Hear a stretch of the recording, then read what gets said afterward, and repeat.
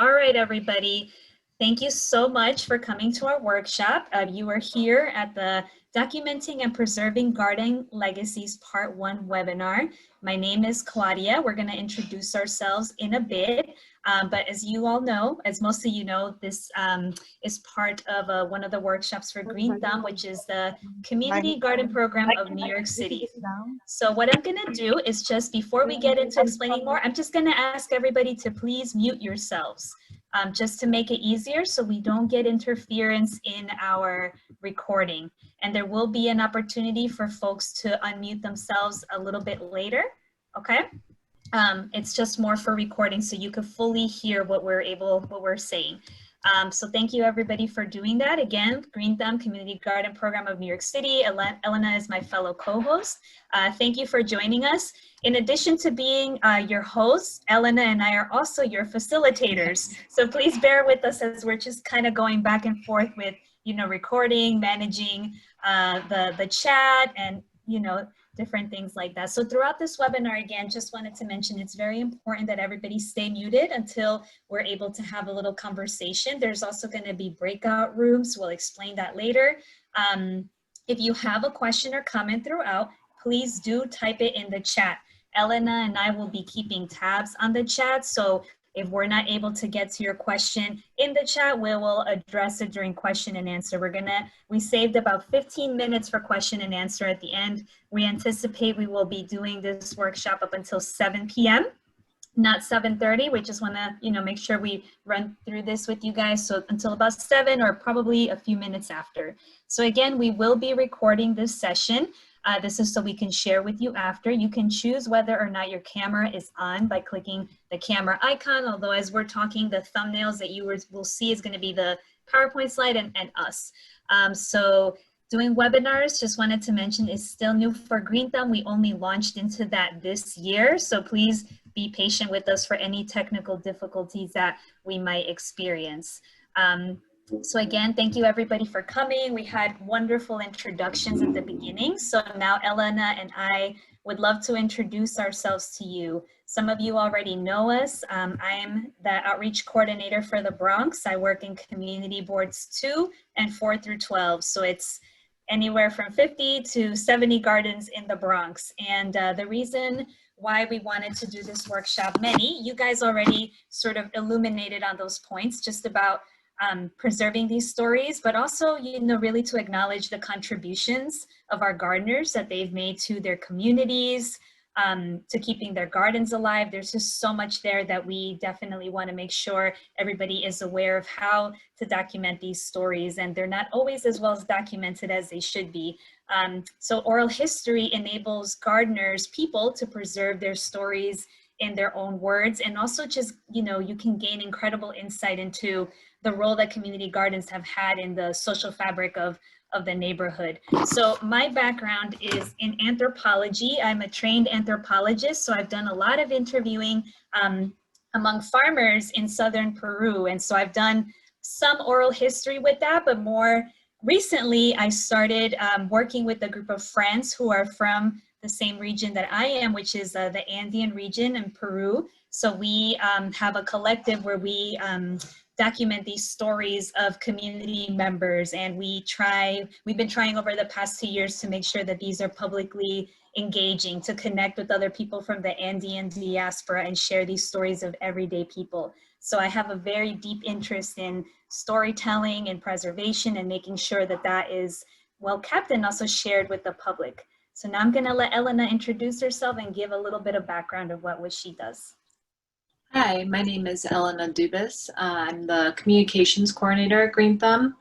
I help with the social media pages. If you've ever emailed the info account, I've probably replied, definitely replied. I also do the monthly newsletter. I used to work on the program guide, so I have a little bit of everything.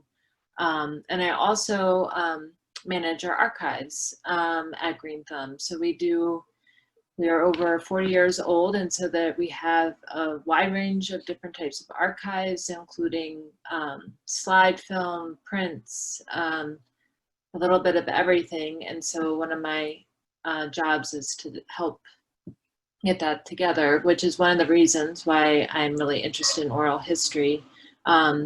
Also, my background for GreenThumb is that I have a Master's of Fine Arts in Visual Studies through the Visual Studies Workshop in Rochester, New York. And so I mainly work in photography, but I have done photography, video, bookmaking, and a lot of my own work is about sharing stories and documenting. And so when I started GreenThumb and seeing that huge archive, I was really important to me to document the story, to get all the information we have together, and also record the stories that we didn't have. And so I'm really happy to be working with Claudia, and that we've are doing this oral history workshops. And we both hope that this is only the start of our work in this subject matter at GreenThumb. Thanks, Elena. I think we could go to the next slide now. Okay, oh, yeah, the first, yep, that one. So this is what we're gonna do today, everybody. We're gonna do a flow of explaining what the oral history process is. We're gonna go into the nuts and bolts of conducting an oral history interview. We're gonna review a project plan that we've created for everybody, which is a set of questions to get you started if you've never done oral history before. And it's a lead up into thinking about, okay, now that I've recorded my story, I got it, you know, I'm gonna work with a gardener to make sure their story is documented. How do I preserve it? So that's part two. It's the archival piece of this workshop, and a trained archivist is going to be working with us to do that. She's going to be facilitating that. And shout out to Yvette, because she helped us, you know, just review that we got all of the pieces together for this workshop. We will also be providing resources for folks to become more familiar with oral history and review the projects of other collectives. Okay, next slide. Okay, so Elena's going to introduce this part. Yes, so last year in February, I helped document and record a longtime community gardener in Bed-Stuy with an outreach coordinator at GreenThumb, Gregory Anderson, and a community gardener and mentee of Mr. Herbert, Ina McPherson. So what I'm about to share is an excerpt of this interview that we recorded from that day in February. And it's also set to photos that was taken during the Earth Day event last year, where one of the gardens that was part of that event was Mr. Herbert's garden, the All People's Church of Apostolic Faith Community Garden. And so this is a photo of Greg, who was one of the interviewers with Ina and Mr. Herbert. How did you start gardening? Started a garden with a running joke about saying collard greens. Guys used to pick at me about when you're gonna plant the collard greens. And I was 155 Tompkins Avenue, and when it was over, it was a space over there. When the place got bad, they bring houses down. And that's how I started in the garden. When they burned the house down, we cleaned the garden and cleared it out and put stuff in there. Okay. But I worked in the garden. Sometimes I work most of the time I work in the garden by myself. And because they go to church and not wait till they go to church. And when they come back, then I'll be out the garden like I ain't been in the garden. Right. And I did it for years that's how I did it like that. Okay. For the longest. Okay, that's okay. Now I want to go back even further to when you first started gardening as a child. How did you get started? My grandmother because she liked the flowers, and I learned to like flowers. And so the lady said I can take anything and make flowers out of it, because they say I'm good at planting and making flowers. Okay, so that was just a portion of the interview and then as you see on the photo, Greg is in the front, and then Mr. Herbert and his daughter, Dr. Teresa Rush, and then Ina McPherson. And so that was just, like I said, it was just a portion, and I think the entire interview was about over an hour.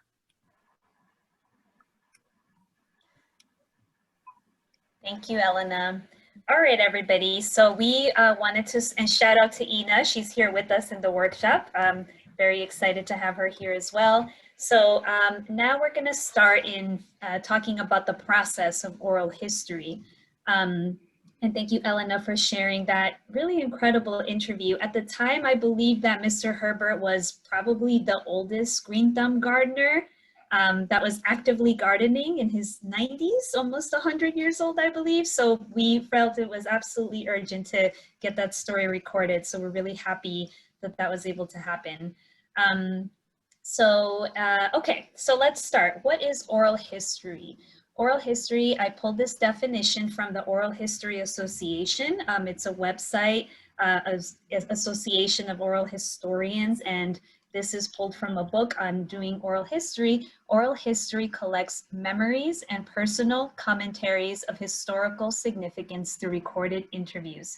An oral history interview generally consists of a well-prepared interviewer questioning an interviewee and recording their exchange in audio or video format, as you saw from that clip with Mr. Herbert. So some terms to get everybody started. What is an interviewer? That's the person that's asking the questions, right? And helping to navigate the way for a story is told. So there's a great responsibility in that person that's the interviewer. You can't just go into an interview and wing it. You gotta be really prepared, and we're gonna talk about that in a second. Then there is the narrator or the interviewee. That's the person telling their story through some prompted questions. So how is the oral history conducted?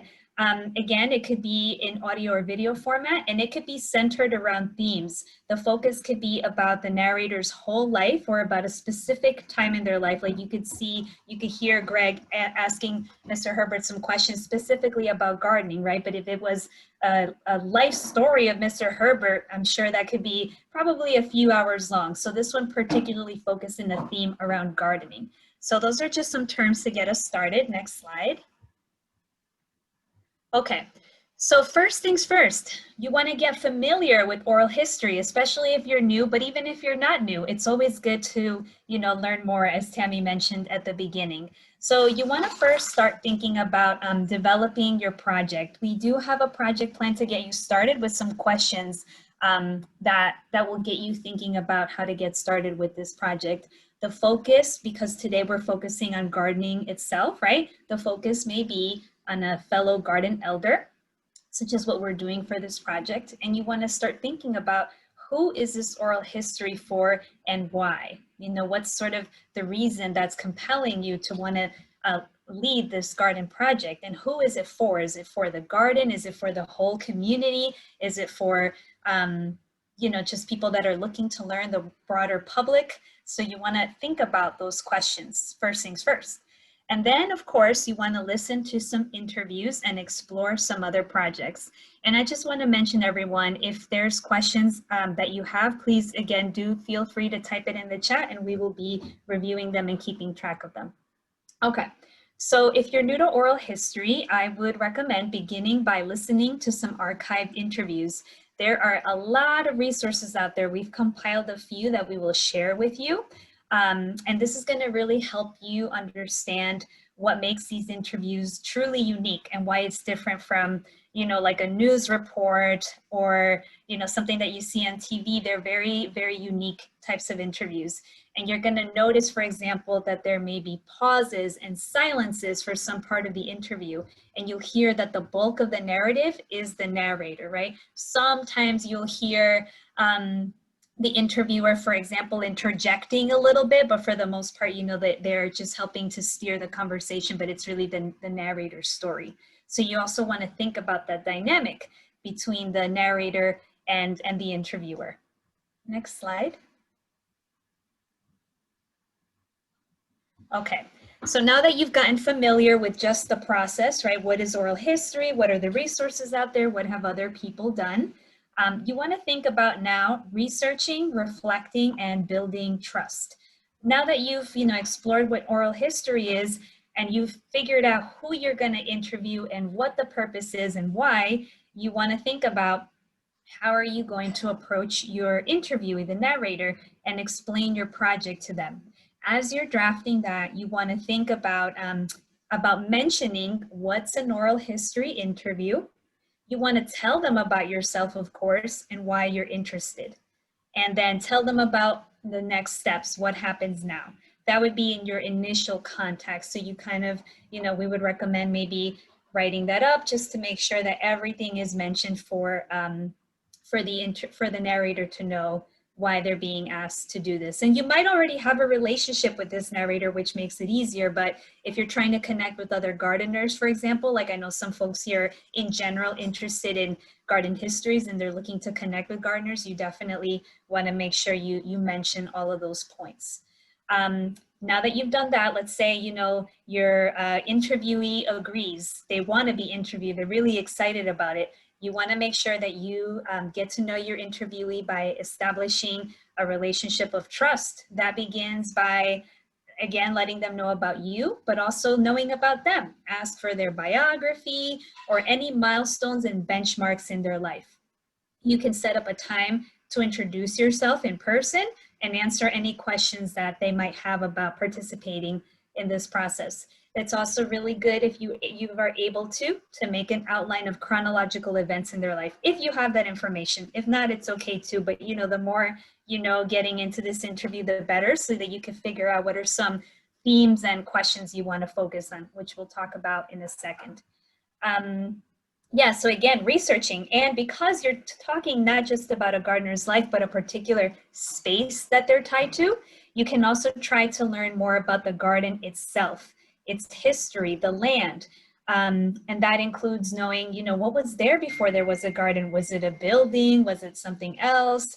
How many folks have passed through in terms of stewarding the space, if that's available. And finally, you want to ask about reciprocity. So oral history is not meant to be an extractive process where you're just taking the interview, just for research purposes, and it's never seen from again. It's really important throughout this process that the interviewee knows what would be that they are asked, what would be useful for the gardener in terms of this oral history, what would be useful in terms of for the community, right? It's not just a one-way street. You want to make sure that it's very much a reciprocal aspect that the interviewer and interviewee are involved with.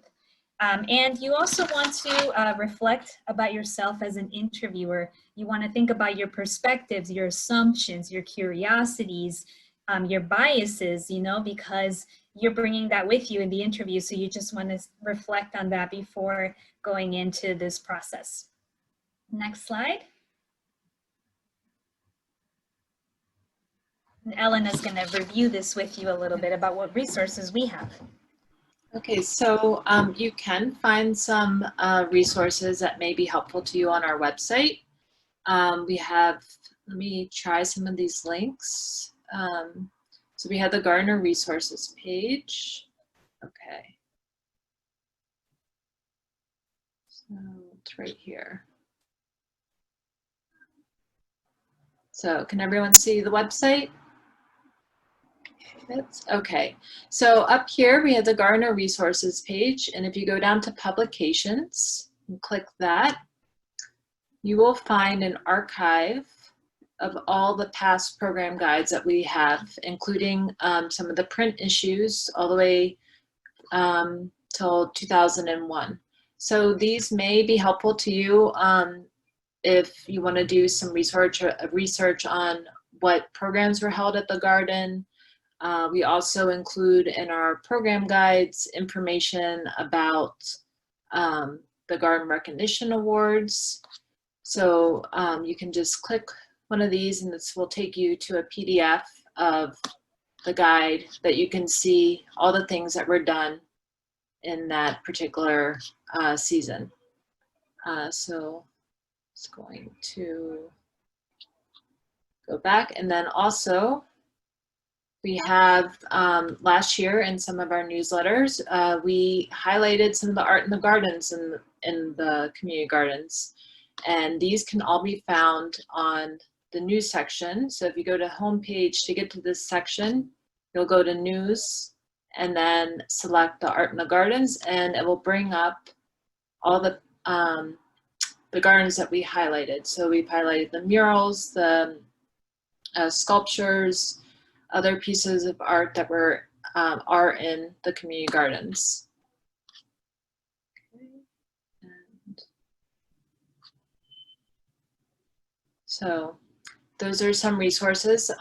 Also, if you have a particular garden that you're researching, or maybe a gardener, or want to know, as Claudia mentioned, what the garden looked like in the beginning, we may have it in our office at GreenThumb. And so please feel free to reach out to me, and I can help look for that information and see what kind of archives I can share with you that would help you in your project. I would be happy to do that.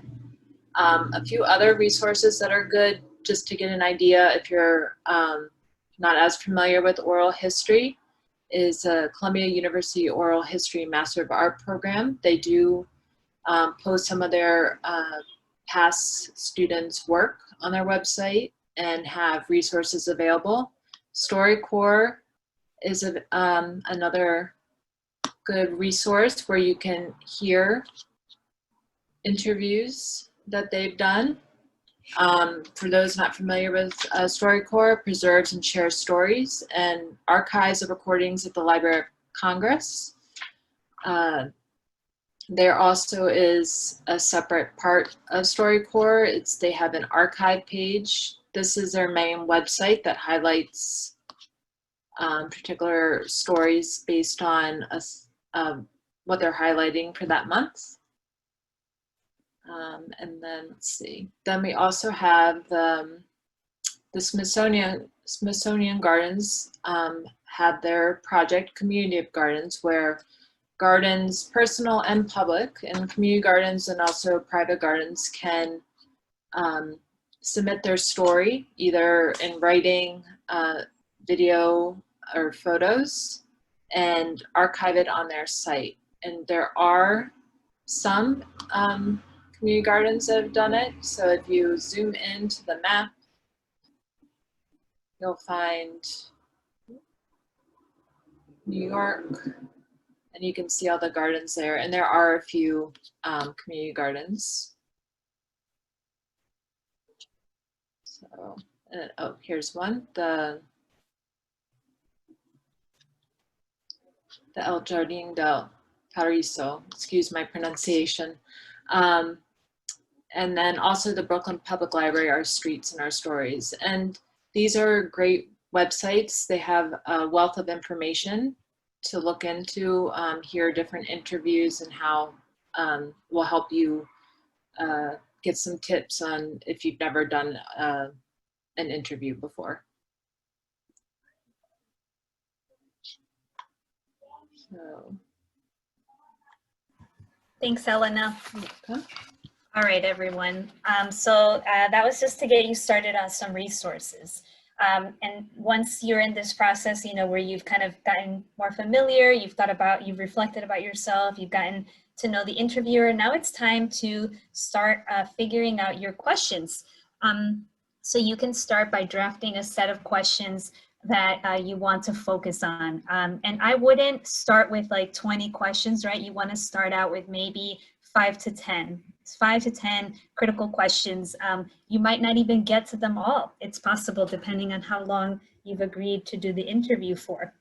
Some sample questions can include, tell me about your first encounter with the garden, or what Greg asked in that interview, how did you get into gardening? You know, let me go further back. Where did you get started?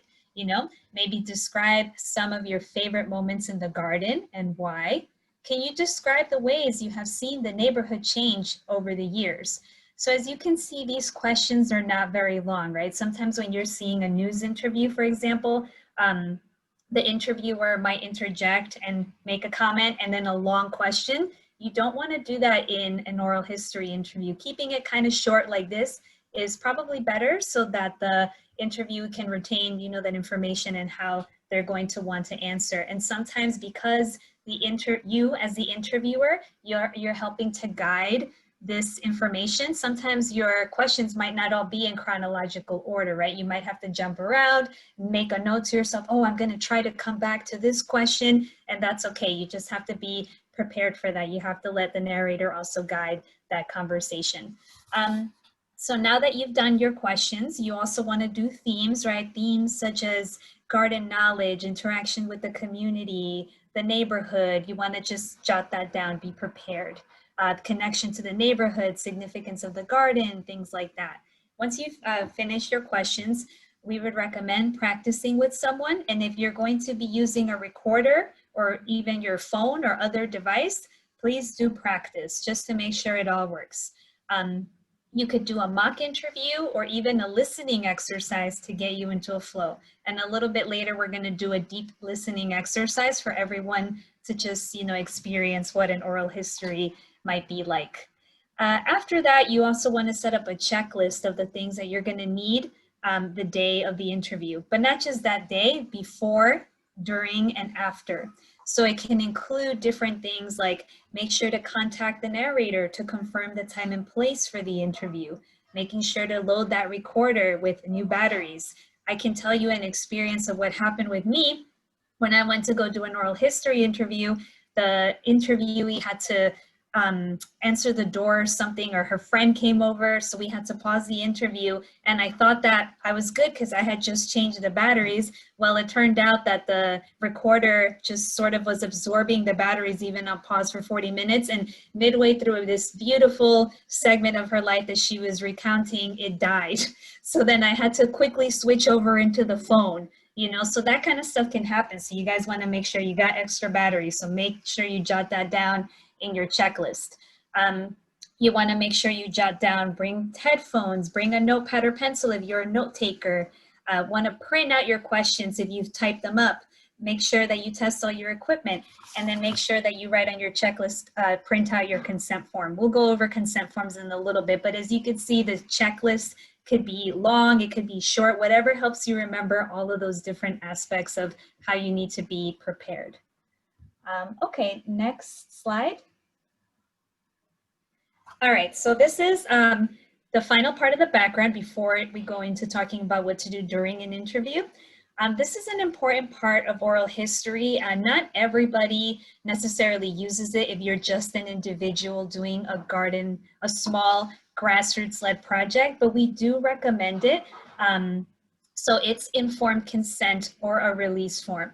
So the point of informed consent is to make sure that you are being completely transparent with your narrators about why the project is taking place, like what's the goal, right? And what they can expect if they do participate. It also grants the narrators permission to be, the explicit permission to be interviewed. It could be simple. We're gonna pull up the form in a little bit so you could see what it is. It could just be a few points, but it should include, you know, some of those essential information, some of those essential questions, like how can the narrator contact you? If you are part of a grassroots collective or an organization, you want to make sure that that's listed there. What can they expect through this interview? Can they expect that they'll be able to have a copy of the interview, that they'll be able to decide how their story is being used, that it will be, you know, that they're consenting to having their story be shared to the public, or, you know, being archived with some other organization, and what's going to happen to their narrative, because you want to make sure that your narrator, they're donating their time, right? You're donating your time, but they're donating their time too and sharing their incredible story with you. So you want to make sure that they are well aware of all of these things. So even though it kind of seems a little bit bureaucratic to have a form, again, it could be as simple as you wanted to. If you're representing an organization or if you're doing scholarly research, that involves other things like IRB approval, for example. We're not talking about that here. We just want to make sure that folks are aware that even if you're doing something that's more, grassroots, you still want to know all of this information. You want to note all of this information down. And it's good to remember that the narrator is the owner of their story.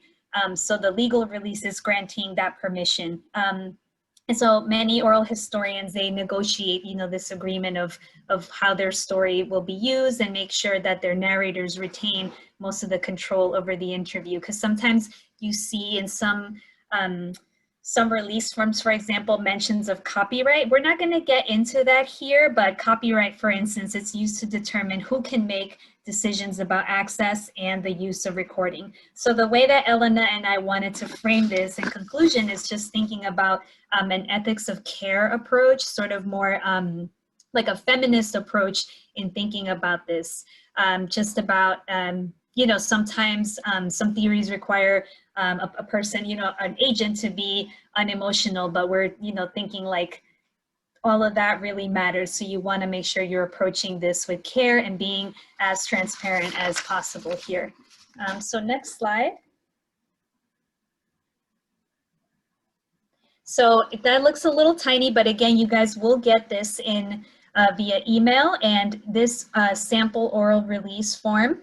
It just, has at the beginning, the first line, what's the name of the project, if it's an organization involved, and then it goes through just like, if you're giving this to a narrator, it's saying you're being asked to participate in an interview with this person, you're being asked to participate because, then number 2 is saying what's going to happen during that interview. It's going to be videotaped or audio taped.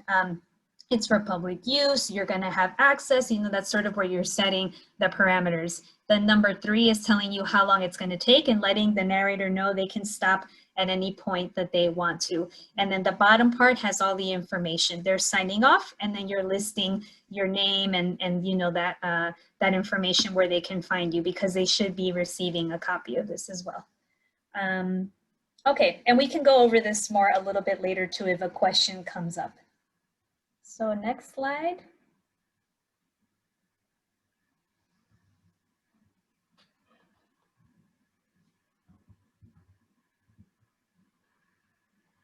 Okay, and this is Elena.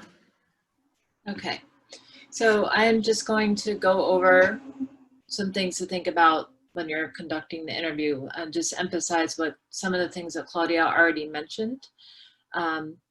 So when you arrive, set up your seating arrangement. You want to find the quietest place as possible in the location you choose. Say this is in a garden. I would recommend, if possible, to go ahead, go in advance to the place, especially if it's outside, especially if you've never been there, you can look at the area and see where the best setup would be so it's as quiet as possible.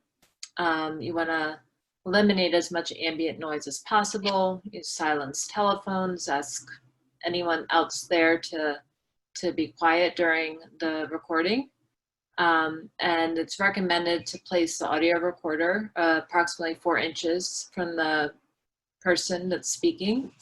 You want to put it close to the subject. As Claudia mentioned before, wear headphones. This allows you to monitor what the microphone is picking up, like interference. Set up, test the recorder. Once everything is, placed where you would like it, make sure it's close enough. Do a couple of general questions to test sound. Have the notebook to take notes, and you can review your tip sheet. Just things that you want to keep in mind during the interview, because sometimes, when you're in the actual interview, you may forget some things. So it's helpful to have some notes just to remind yourself. Okay, and then, so during the interview, Just emphasizing what Claudia already mentioned, you want to ask open-ended questions. Start with neutral questions is a good way. What is your name? If it's a garden, how long have you been gardening? Just general questions to get the interviewee also comfortable and relaxed, and just starting with general questions in the beginning. Allow the person to think and to speak. Pauses are okay. Control the flow, but be flexible, unobtrusive, and thorough. And it's important that you should anticipate any challenges. If there's recognize that sometimes the narrator may be retelling a story that and sharing experiences that may be painful. So remember to deal with these moments with sensitivity and compassion. You know, gauge in that situation if the interviewee is not comfortable, you know, taking a moment before you continue. Just be mindful that this may occur. You know, listen to the subject's answers. Their response may change the next question you ask. Don't be rushed. As Claudia mentioned, you may not get to every question, but sometimes a question you ask, the person that you're interviewing may fill in the silence with something you may not even have thought of that you would wanted to ask. So allow that to happen. And as a last bullet point says, you know, the silence will allow the interviewee to volunteer more information. I also just want to add that when the interviewee is, the narrator is speaking, you know, say if you're video recording or whatever else, however you're recording the interview, have eye contact. Don't make sure that you're engaging with the subject, the narrator, and, you know, help them relax and to not think about that they're being recorded. It will help them, you know, be more comfortable. And okay, and then after the interview, make sure you thank the interviewee for sharing their experience. Obtain the release form as soon as the interview is over. Discuss when you'll be sending copies of recording, videos, and photos of how you will be sharing this information, sharing their story with them. Send a written thank you note and organize your notes. Backup files, very important. I would suggest, if you know, having it on your computer, maybe on the cloud somewhere, like a Dropbox account, somewhere that you know you have, you at least have a backup, or even 3. I'm very with my own work, I like to make sure I have at least kind of 3 backups, especially if it's the whole interview. You know, you want to make sure that's protected. And then, you know, make sure it's easy to find, rename the files. Make a copy of the release form. I would suggest having a digital file and keeping it in the same place where you're keeping the recordings, so everything is all together. And another thing that you can think about, it's a standard in oral history, is transcribing the interview. This is writing out the interview word for word. It does take time, but it allows you because you will have to hear the interview multiple times, it allows you to really hear the story, pick up things that you may have missed, and it's helpful to have. And then also work on steps toward your project's final outcome, whatever that may be. If it's uploading it to a website for everyone to be able to hear, or if it's some sort of exhibit, however that whatever that may be the case. Do you recommend bringing a photographer or taking pictures yourself in case you plan to use for print?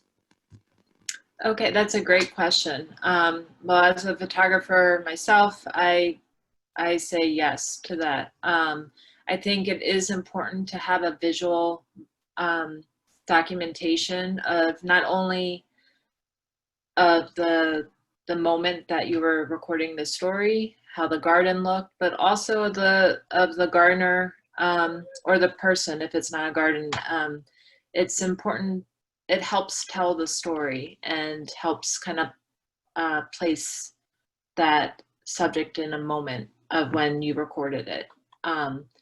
And I also, if it's possible, reach out to us and also see if the gardener has any historical photos.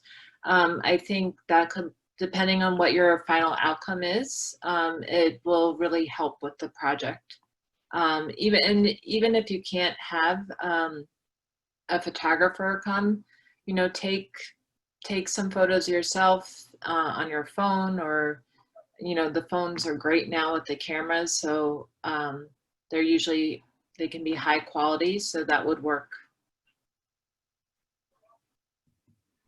Thank you, Elena.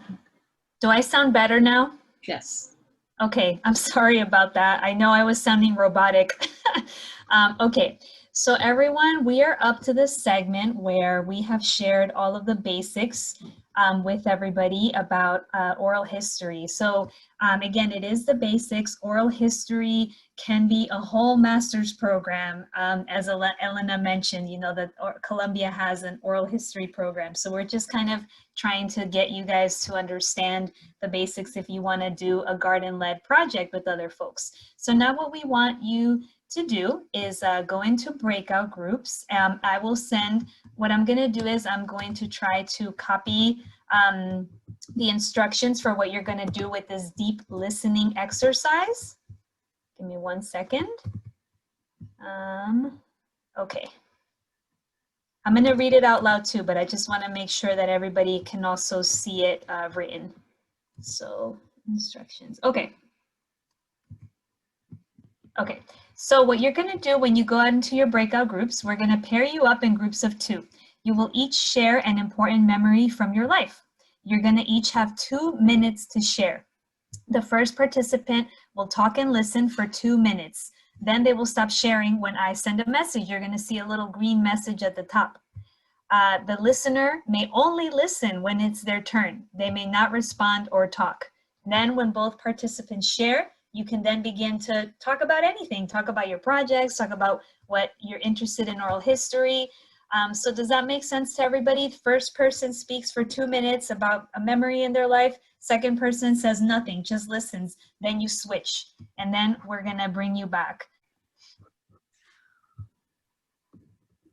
So the point of that exercise, right, is really to just get everybody in the spirit of listening, even if it was just for 2 minutes. Sometimes, because the breakout rooms are a little bit awkward, it can, sometimes it doesn't feel totally like you're present, but in person, right, when you're just looking at somebody for 2 minutes and, not able to say anything, you just kind of glance and nod, try not to say every second, right? That's my big problem. I know when I've recorded interviews, I can hear myself in the background like, oh no, why did I keep saying these, so it could be hard. So thank you everybody for participating in that. Any other thoughts about that?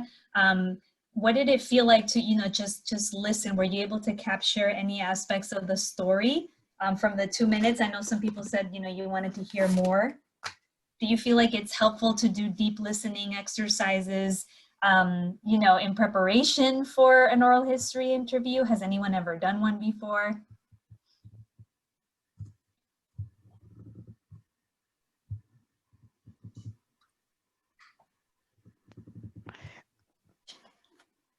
Okay, everybody. So I guess we'll go into our next segment now. Elena, next slide.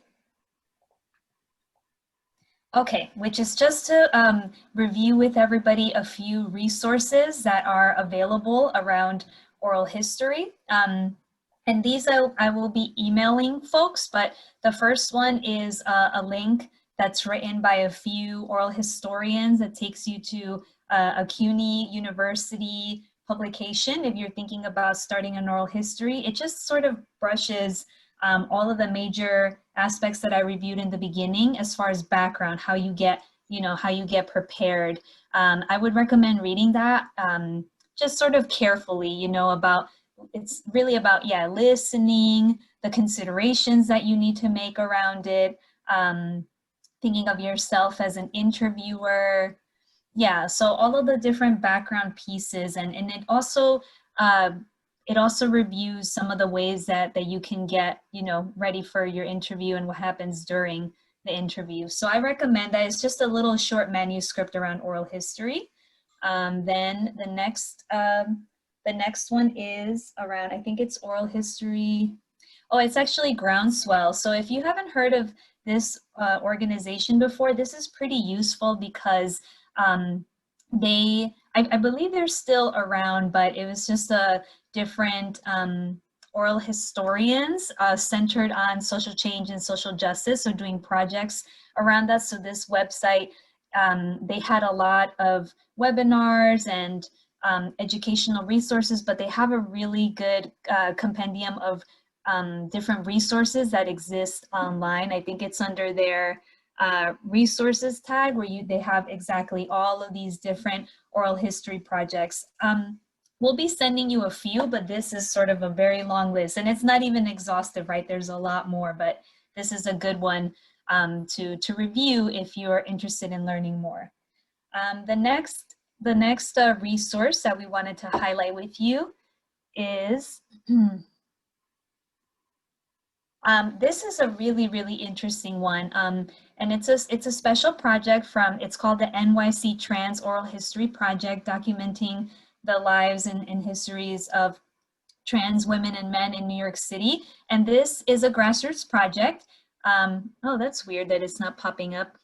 It began as, again, grassroots, and they were recording, but ultimately they teamed up with New York Public Library. So New York Public Library is actually the entity that is archiving their work. So this is also a possibility for your work. We're not going to get into archives too much today, but for the next one, we can explore this deeper about where would you want to archive this? Like Alyssa mentioned about the future, like recording it for futurity purposes. So thinking about archiving is really important. So the NYC Trans Oral History Project partnered with New York Public Library, where they can have, where people can have access to these recordings. And they also have an interviewer handbook that is really handy because it gets you to think about how to think of yourself as an interviewer, and also how to come up with some questions, especially when folks might be talking about trauma. That's, we don't necessarily foresee that in an interview about gardening, but you never know. Sometimes, like Elena said, you might want to anticipate challenges. And so this interviewer handbook just points you a little bit about that. Very handy.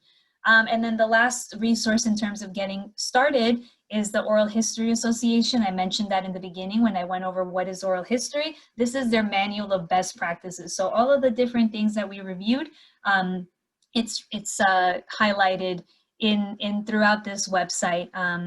And this specifically is their manual of best practices that you can easily find there, just about, again, introduction and background, what to do during an interview and after an interview. Okay, thank you, Melanie. All right, so if we could go to the next set of resources.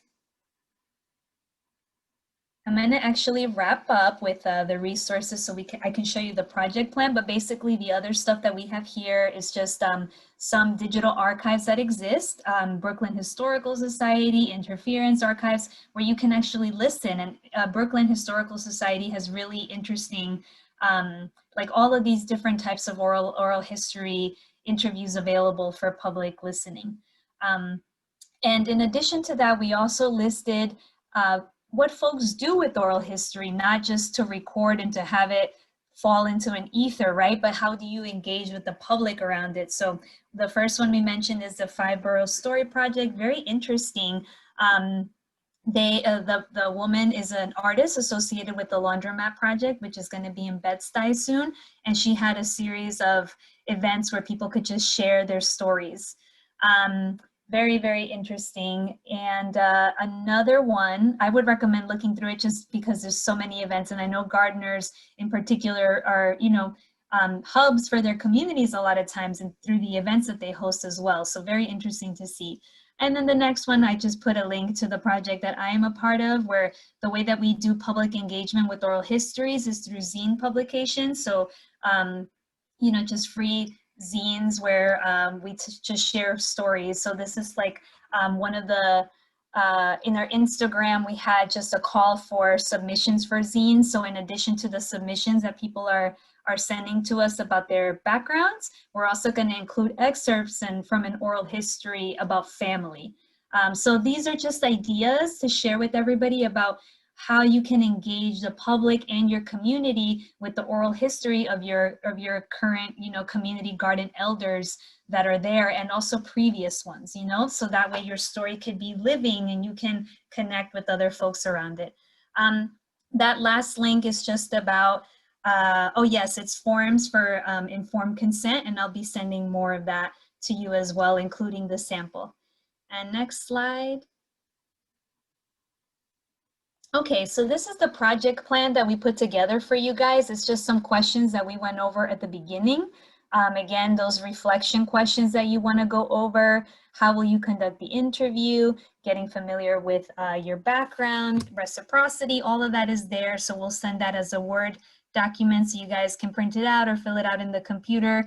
Even if you don't do all of the in-depth research, at the very least try to do these questions just to really make sure you're intentional about your project. Even if you just do it in your head, definitely you want to prepare for something like an oral history interview. And next slide. Before that, I just wanted to mention in terms of your project plan. So with the project plan, you also want to think about what's going to happen with your interview, right? So again, we want to make sure that you are connected to the Documenting and Preserving Garden Legacies Part 2, just where we're going to be talking about community archiving. Like, where is it going to live? Do I want to partner with somebody to store this story? Am I going to share it on the internet, like on a social media page? Am I going to play it at a listening party? Like, how do you want your story to be preserved? How do you want the public to engage with it? And of course, what you ultimately want to do with this interview, right? And who's going to have access to it, et cetera, et cetera. So we're going to go over that for part 2. And again, the next, that workshop is going to be happening on December 2nd from 5:30 to 7:30 p.m. Elena, do you have anything to add before we go into Q&A?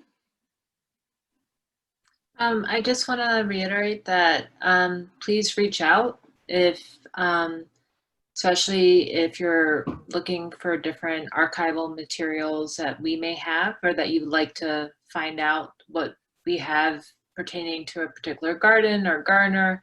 I'm happy to assist you in that matter, because for us, this is something, especially Claudia and I, but all of GreenThumb, we really want to preserve the stories of the gardeners.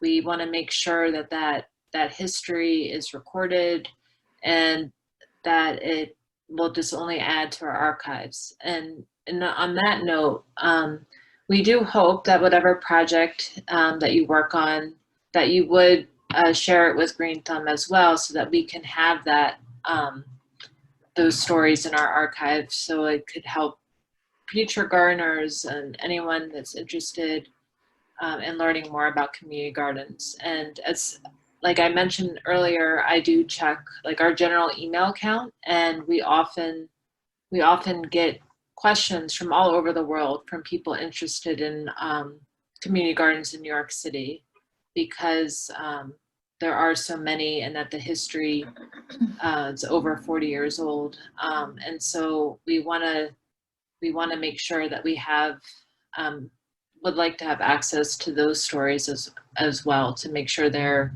preserved and protected for the years to come. How do you store all the interviews? The audio files must take up a lot of space. How to protect against the files going out of date? That's a great question. It's going to be further explored in part 2 about archiving, because that also deals with storage. But that's actually one of the hardest questions to address, because sometimes people just put it, you know, on a Google Drive or also in Dropbox, but how does it live into forever, right? So that's one of the questions that we will get into next. But what I'll say is, if you do happen to work on your interview, you know, in the next 2 months, just make sure it's backed up somewhere. Make sure that it's backed up in the cloud, perhaps, you know, not just in the device that you recorded. You definitely want to make sure you do that after as well. Okay. All right, everybody. So we are at 7:01 p.m. We hope that this workshop has been helpful to you. I love Ina's idea of GreenThumb being involved. Let's see, you know, where that can go. But in the meantime, we hope that you are encouraged to start recording, you know, your garden stories, and realize that anybody is able to do this just with some planning and a little bit of research. So thank you so much for spending your afternoon with us, and we will follow up with an email with this recording, the PowerPoint, and then the resources we've shared. Thank you so much, everyone.